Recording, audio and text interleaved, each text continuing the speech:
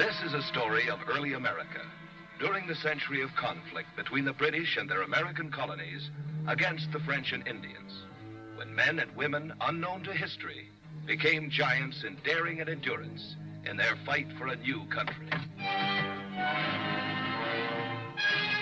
Halt! Halt! Halt!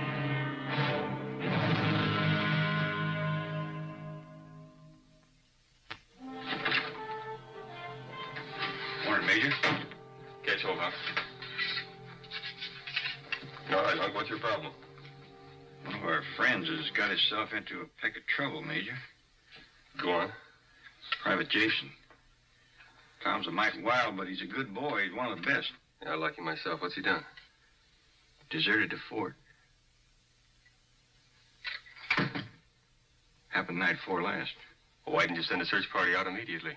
Well, you was away, and I was kind of hoping he'd show up before you got back. Any idea what made him do it? Oh, Tom's been kind of worried lately. I tried to get him to tell me, but he wouldn't talk about it. I will have to send a patrol after him right away.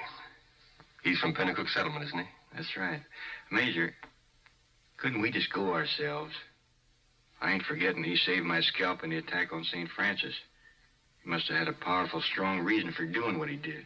Well, whatever it was, he'll have to stand court-martial anyway. Draw 4 days' rations and saddle up. Right, Major.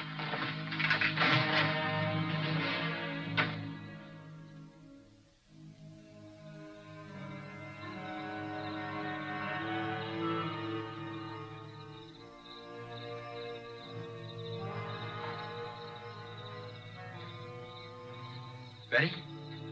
It's me, Tom. Tom! Tom! Come home, honey. Everything's gonna be all right. Funny little squirt, ain't it? It's a he. Never thought a boy'd come that small.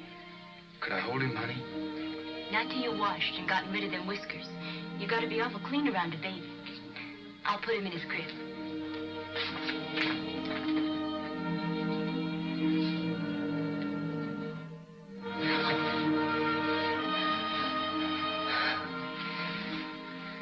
How long is your leave? Oh, Tom, you haven't deserted. I had to. Major Rogers was away, and I couldn't get a leave. When I got your letter telling how poorly you were, I just took off. What does the doctor say about you?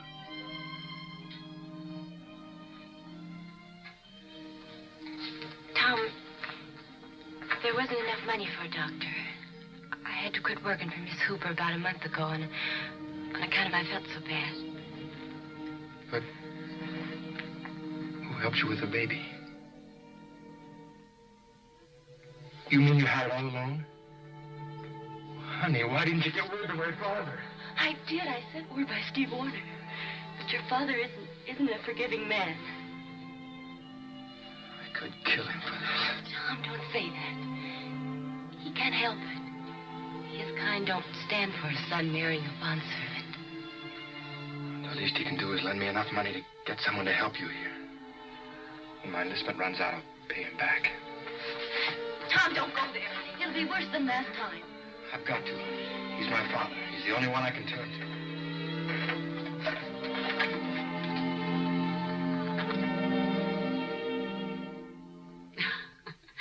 Why, how silly, Mr. Burke. William is young enough to sit a horse with the best of you. Aren't you, my dear? Thanks to the loving care of a beautiful wife. You're a lucky man, William. Thank you. What is it, Steve? Beg your pardon, sir, but your son Tom is waiting to see you. Why did you let him in, Stephen?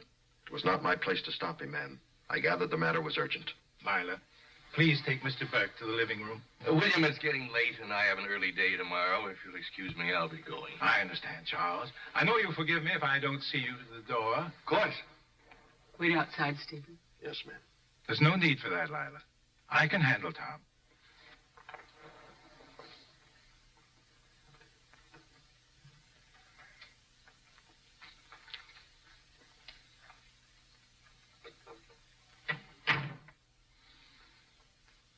Well, Tom. Father?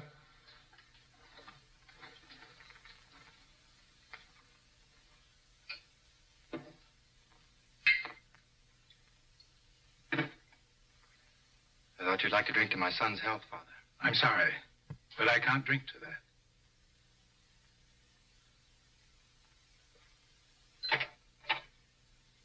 Betty had my son all alone in that cabin because you refused her the money for a doctor or a midwife. I warned you to expect no help from me. A girl from a London slum, the best my son could do. Hurt your pride, didn't it, Father? For me to marry a bound girl. But it's a more honest marriage than yours to Lila. At least Betty didn't marry me for my money. I think you better go, son. I came to offer you a bargain. The 10 acres Mother left me are well worth 200 pounds. I'll sell them to you right now for 100. Not one farthing, as long as you're married to that girl. I don't want to have to use this, Father. But I need money for Betty and the baby. Get it. All right. 100 pounds. Drop that knife. So help me, I'll shoot if you don't.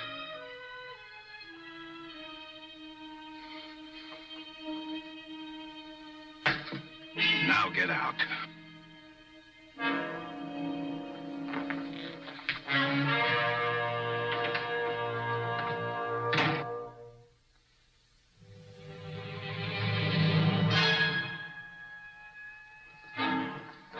What'll I do with this knife, sir?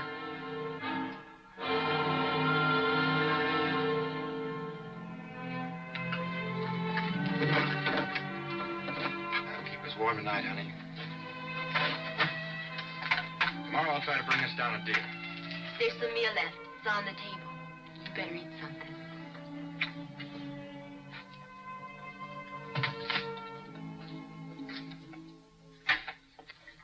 Tom Jason, I arrest you for the murder of your father. What are you talking about, Rankin? I left him less than an hour ago. We know you did, Tom. Your father was killed with this knife. Your initials are on the handle.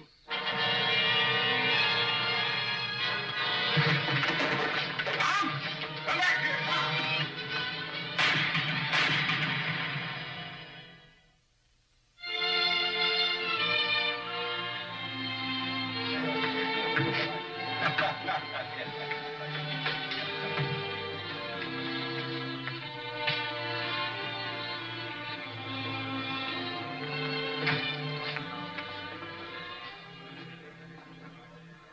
Ain't nobody around here ever seen a ranger before? Yes, by Judas, we have.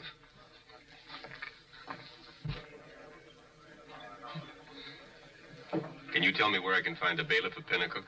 You're talking to him. Rankin's my name. Oh, now, I'd call that a right handy combination. Part tavern keeper, part bailiff. Must be a real orderly place.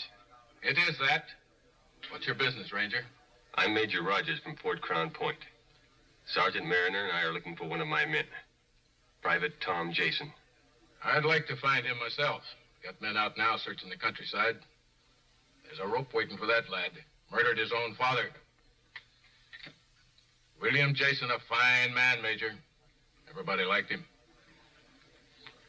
You want to tell me about it? William Jason was murdered with this knife. It's true that William was the largest landowner around here, but, Lila, to make it pay, that land has to be worked. It was the plowing, planting, harvesting, and marketing. I'll have to find you a competent overseer. William had so much confidence in Stephen. For the past year, you let him supervise most of the work. Why don't you let him continue? Stephen is a hard worker and competent, but he's a bound servant. He served a prison term in England. As co-administrator of William's estate, I'm afraid I must insist on finding you a responsible supervisor. Charles, I don't know what I'd do without you. You've been so very kind. Yes? Did you get my mare shod, Stephen? Yes, ma'am. And I stopped by the grist mill. Mr. Pollock said he could start taking our wheat come Monday, and I'll bet you're busy, ma'am. I'll come back later. Not at all. I was about to leave. Now, don't worry about a thing, Lila. Goodbye, my dear. Goodbye, Charles. And thank you.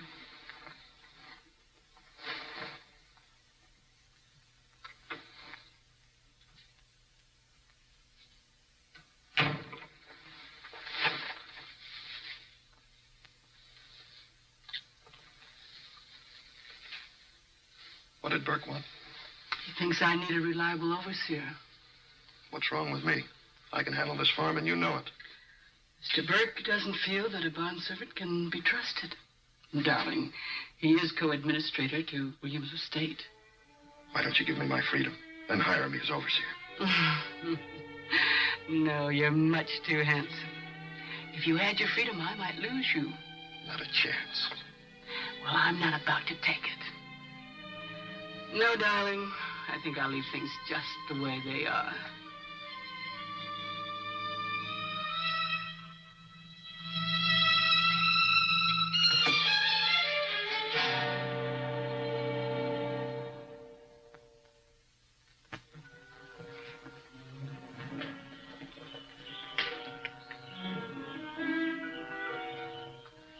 Jason, I'm Major Rogers. Sergeant Mariner. I haven't seen Tom, not since they tried to take him. He's in serious trouble, Mrs. Jason. We want to help you both. Here, let me have it.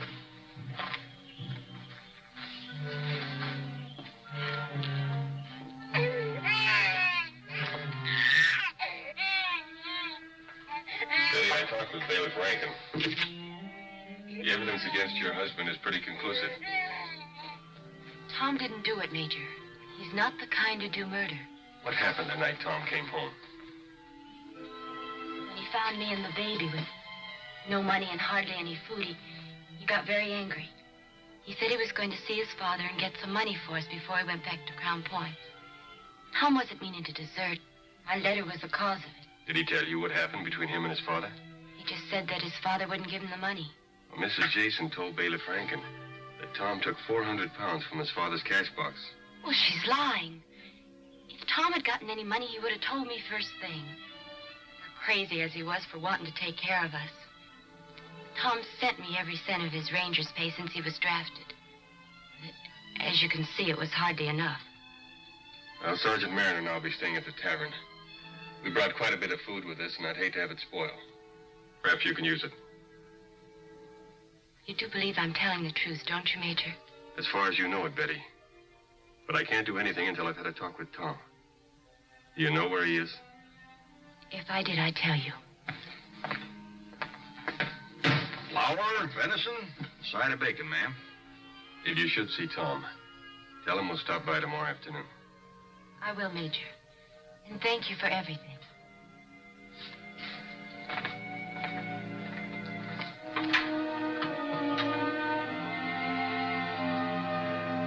Mrs. Jason, this is Major Rogers. Mrs. Jason, I came about your stepson, Tom. Won't you please be seated? It was horrible. Killing his own father. Why didn't he come to me? I'd have given him the money. I don't know why he didn't, Mrs. Jason.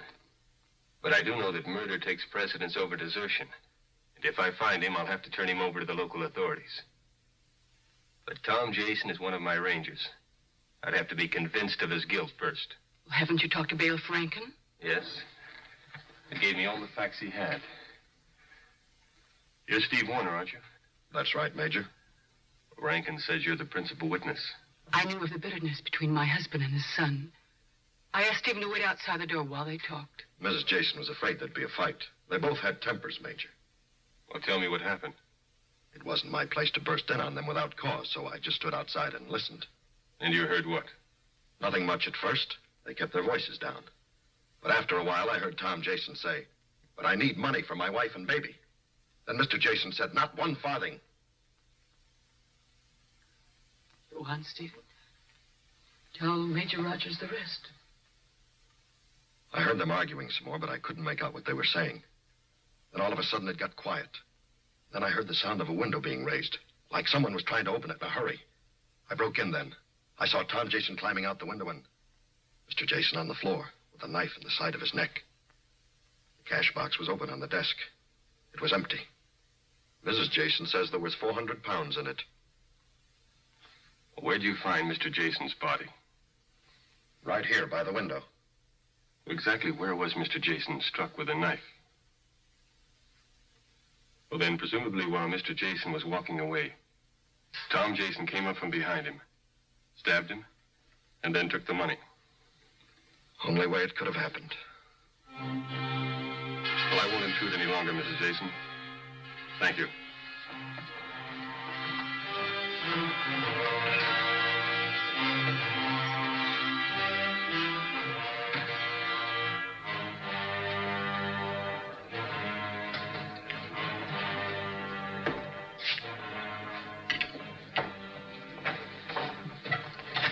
Well, Major, do you still think that Tom Jason is innocent? Not since talking with the young widow Jason and Steve Warner. It's a downright shame. And her only married a little better than a year. The local militia getting fortified for our night patrol. We've been searching day and night for him.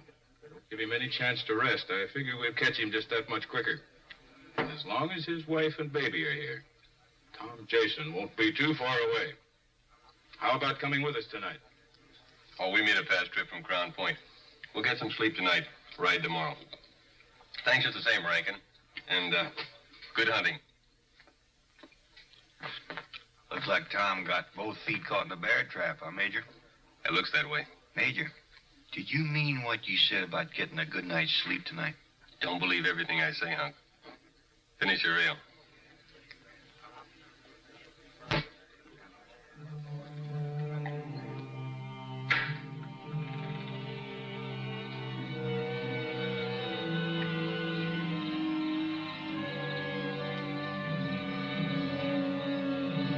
She's going for water, same as last night. What happened to my relief? Take it easy. Steve Warner will be here any minute now. She's coming back.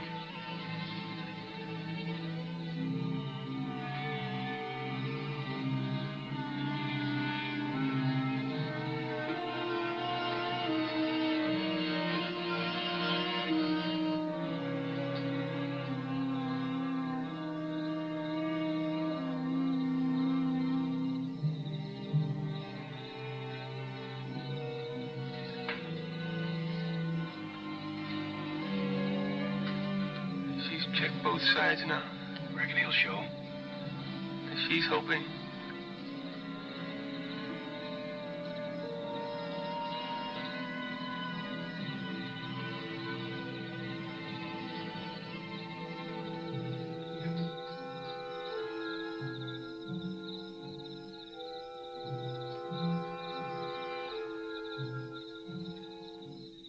Don't seem right. We're all alone with a kid leaving the door open. Maybe she's got a reason. Somebody come in.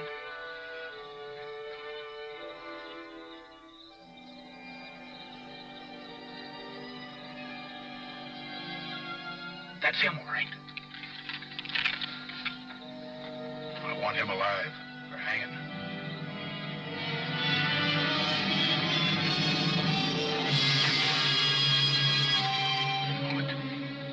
Wait right here till Steve Warner comes, then we'll rush him. Tom, no. Better heed your wife, Tom.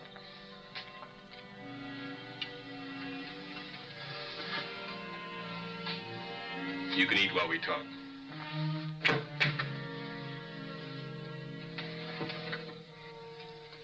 Betty's told me why you deserted. That you plan to return to the fort. I was coming back right away, Major. Till this other happened. There's a murder charge against you now, Tom. I'll have to turn you over to the local authorities. But I didn't kill my father. I swear I didn't. Have you any proof, Tom? Steve Warner, he was there. He saw me leave. Steve told me when he broke into the library. He saw you climbing through the window. And your father was on the floor with your knife in him. Oh, that's a lie, Major. I offered to sell my father these 10 acres for half of what they're worth. He wouldn't buy. So I took out my knife. I told him I didn't want to use it, but I had to get money for Betty and the baby. Then Steve came in and put a pistol in my back, made me drop the knife. I left then. Through the door, not the window. It's the truth, Major. All right, Major, we'll take over. Sorry, Rankin, but I already have Jason in custody for desertion. But he's a murderer. So you told me. We're the law in Packcook, Major. Better turn him over. You'll have to take him from us. And Rankin, you'll stop the first bullet. Warner, Price, put up your guns. Major, are you out of your mind? Rankin, satisfy me on one point, and I'll turn Jason over to you. All right, what's the point? William Jason was killed from behind by a stab in the right side of his neck. That's right. Tom, stand up and turn your back to us.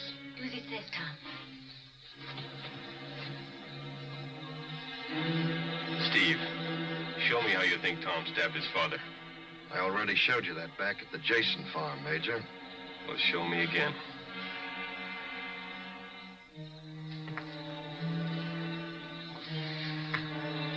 Thanks, Steve. Since Mr. Jason was stabbed in the right side of his neck, whoever came up from behind him and killed him must have held the knife in his right hand. Agreed, Rankin? That's right, but what's that got to do with it? You're left-handed, aren't you, Tom? Why, yes, Major. I use my left hand for most everything. Well, that's right, Major. We're always joshing him about it at the fort. Rankin, wouldn't you say a man committing this kind of murder would use the hand most natural for him? It would be almost impossible for a left-handed man to stab another man in the right side of the neck, coming at him from behind.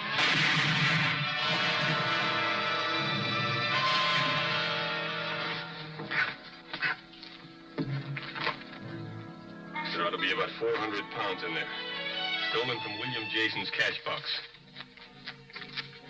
Here's your murder, Rankin. It's a lie. Mrs. Jason gave me that money. He's trying to lay the blame on me to save his own man. He's got no real proof, Rankin. Hunk, Price, you two stay here. Keep an eye on both prisoners. And Hunk, if Warner makes a break for it, you know what to do. Let's go, Rankin. Where to, Major? To get a lady out of bed.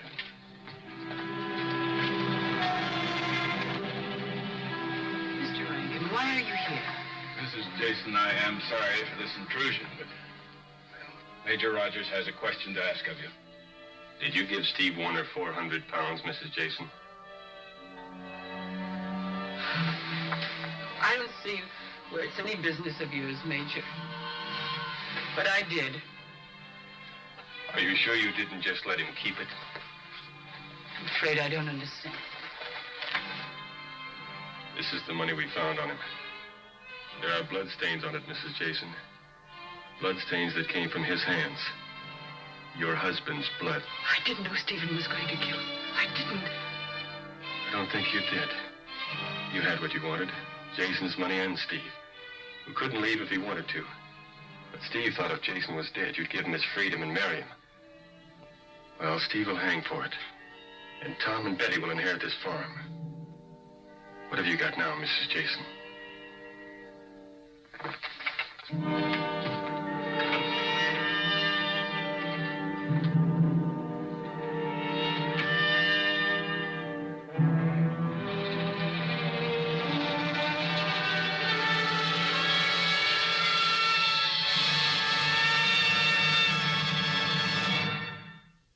I'm sorry, Tom.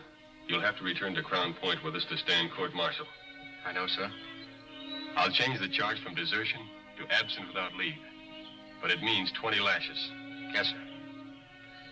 Can I have permission to move Betty and the baby over to my father's house before I go? Permission granted, Tom.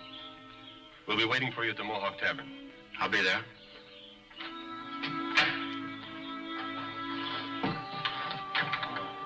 Major, ain't you never heard of a suspended sentence?